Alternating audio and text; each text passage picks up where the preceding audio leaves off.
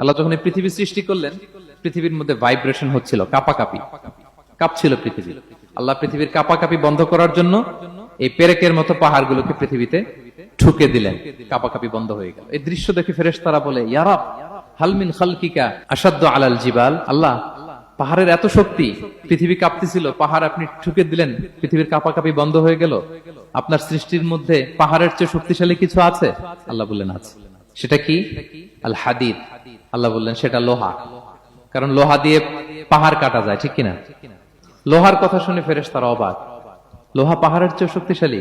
ফেরেশতারা প্রশ্ন করলো, ইয়া রাব্বি হাল মিন খালকিকা আশাদ্দু মিনাল হাদিদ। তাহলে আপনার সৃষ্টির মধ্যে লোহার চেয়ে শক্তিশালী কিছু আছে? আল্লাহ বললেন আছে। কি সেটা? আন্নার, আগুন। কারণ আগুন লোহাকে কি করে? গলিয়ে ফেলে। ফেরেশতারা শুধু অবাকই হচ্ছে। ফেরেশতারা বলে, আগুনের চেয়ে শক্তিশালী কিছু আছে? আল্লাহ বলে আছে, আলমা, পানি। কারণ আগুনে দাউ দাউ করে জ্বলে ওঠা আগুনের মধ্যে পানি দিলে আগুন অস্তিত্ব হারায়। ফেরেশতারা